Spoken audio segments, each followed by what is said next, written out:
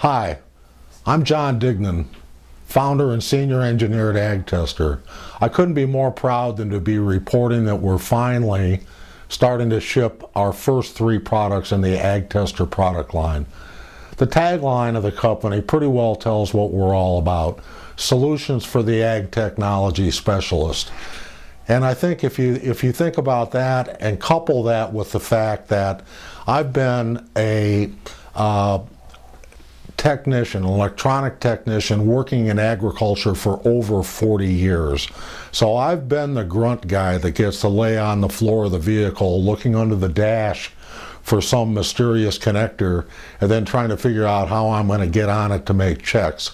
I've been the guy that lays on the fender of the vehicle and tries to understand why that valve's not opening. Is the console not telling it to open? Is the valve bad? Cabling bad? So I've been there, done that, and that's what this product line's all about. I've got 2 handheld units. They're called the HT101V and the HT101S. The product line, or the numbers basically mean this: HT for handheld tester, 101 is the series, which means anything that's in this enclosure is a 101. The V means valves, the S means testers.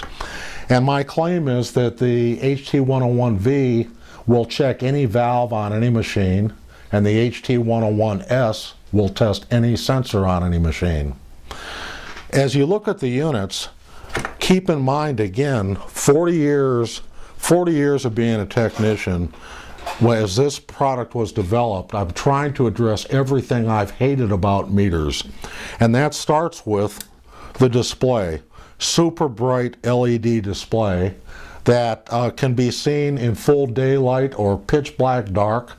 It can be seen on any angle, so as it rotates down, you can still read it. Liquid crystal displays are probably better in bright sunlight, but this is by far more visible in all other conditions. The unit is simple in that there's really only 3 pieces we're checking, or three items we're checking.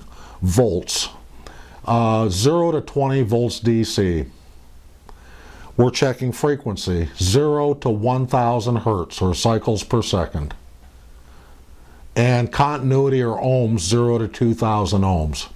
Very simple, yet I feel it's totally adequate for the jobs we're doing out there. As you look at the back of the unit, another pet peeve of mine has been, how are you going to hold that meter in place? If you're working on a boom or up on the frame of a vehicle or underneath the dash, how are you going to hold it?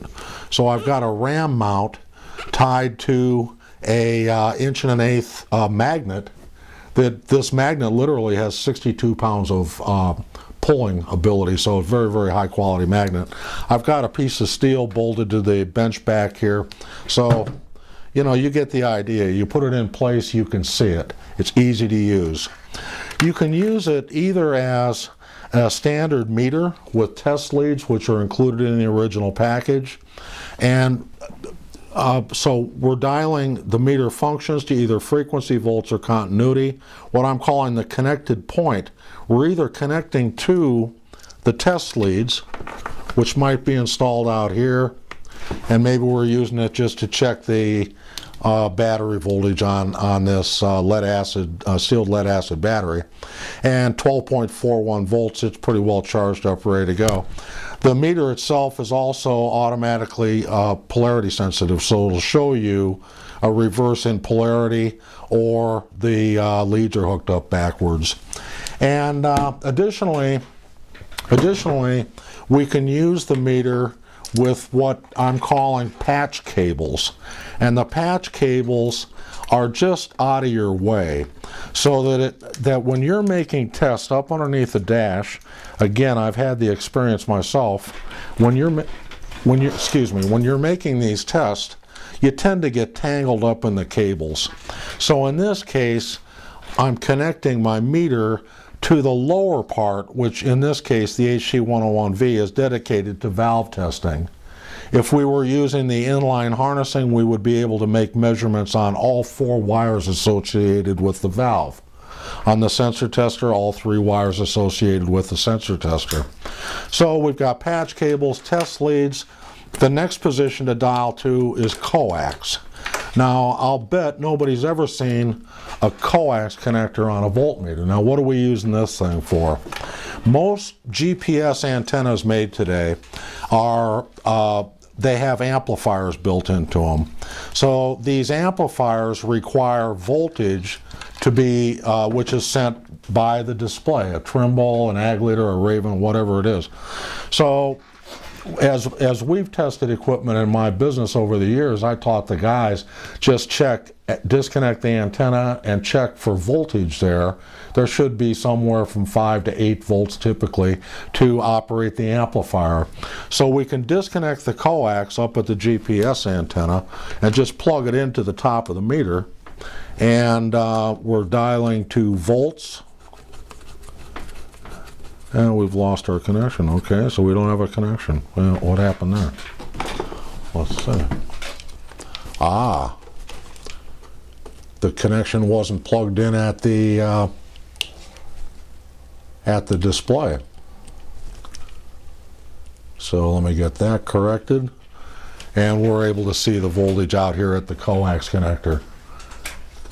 So, simple way to check coax. The other position that we can look at is called battery check.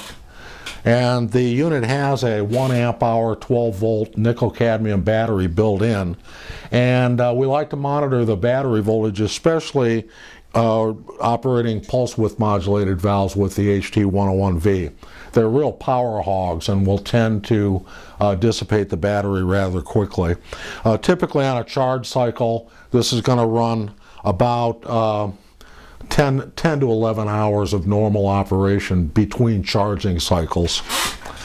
And from that point, we're able then to use the meter as a meter. I guess one last piece is called the pulse catcher. And what the pulse catcher does is indicate when there's pulses on the line. So if we make a connection to a line or reading the frequency of a signal line, if there's pulses there, the pulse catcher is going to see it, even if it's going so slowly that it's difficult to read on the frequency meter. So the HT101V and the HT101S each have dedicated cables available that we call tester T harnesses. And we're either using a inline harness or a standalone harness. So I can plug my standalone harness, since I'm not working with the display and I just simply want to do bench testing on a valve. I can plug this Raven fast valve into my HT101V, dial to test servo, and I know that this particular valve responds to pulses like a PWM valve, so I can use the PWM drive.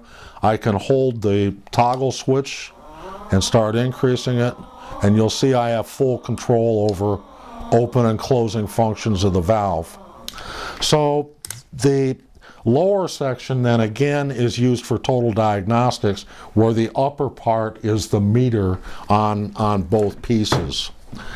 The HT101S also has the same meter functionality, the same harnessing. You're either using harnessing for inline test, or we're going to use harnessing for standalone tests. I can go to standalone, I can plug my harness in here, and I can walk around the shop and pick up flow meters that have been accumulated because we've never had a good way to check them before. I can dial to digital simulate and just simply blow through the meter, and I can see this yellow light blinking. Real quick check. I know for a fact that meter works. Now, along the same lines, if I want more detail, I can also read the frequency that sensor is generating. Maybe not so important for a flow meter because they operate at such low frequency, but with rate sensors, things that are running 300 or 400 or 500 hertz, you know, you may want to look at that where you can't see the light blinking. So now I've got a digital readout of the frequency that's being generated by this sensor. So I know for a fact that the sensor works properly. So two handheld sensors are a big part of the product line, and I think you'll find they will be a huge help for technicians on the road. My 40-some years in business has included almost 40 years of being the owner of the business. Small shops with technicians running around, and consequently I know what it costs to have people on the road in non-productive time. I know that the customer base expects the machine to be up and running as fast as possible. So these tools are there to eliminate downtime, increase efficiency of the operation for the guys that actually have to go do the job. Now my third product, let me get a couple of things out of the way here. My third product is really another really unique piece. I don't believe anybody's ever seen this kind of thing before in the industry. So take a look at the PWM 1000. The PWM 1000 is a long usage PWM driver for any kind of a drive. So planter drives, sprayers. Basically a planter can be set so that it's running at a slow speed so that the mechanisms involved in dropping the seeds can all be checked. Things can be lubricated, bearings can be checked, or a sprayer can be set up where we dial the pressure maybe to 40 pounds so that you can test the nozzles. The system's easy to use, has a big battery in it to run on, and again, it's designed for long-term use. It's simple. We take the function switch and dial from off to test set. And what you'll find happening in test set, we first see both red lights light up, and then this one will drop out. This guy stays on solid. The green light, valve coil connected, indicates that we are in fact connected to a valve coil. And so we're pretty well ready to go once we see this situation. It's a momentary contact switch to set it because we don't want to create any reaction. We want to know slowly what the reaction is going to be at the hydraulic system. So we push to set, and we start dialing up the drive control. Now the point at which we see this light light up and start blinking, we're now sending pulses or drive out to that valve. The higher we run this, the harder it's hitting the drive. The control is really quite linear, so when the display shows that it's all the way up, that's about 50% drive. Most hydraulic valves, control valves, don't require you go over 50–60% to totally saturate the valve. Once we've got the maybe planter row units running at the speed we want them to lubricate, the chains, all we do is switch to run and let our finger off test, and it goes ahead and continues to run at that speed. So you can send, if you're the business owner, you can send a guy to the field that doesn't know how to work that John Deere display or that Trimble or Ag Leader or Case display.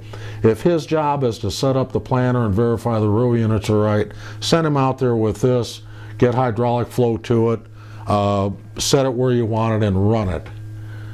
So that's pretty much our product line. The PWM 1000 is a totally unique product, as is, I feel, the HT series of handheld testers.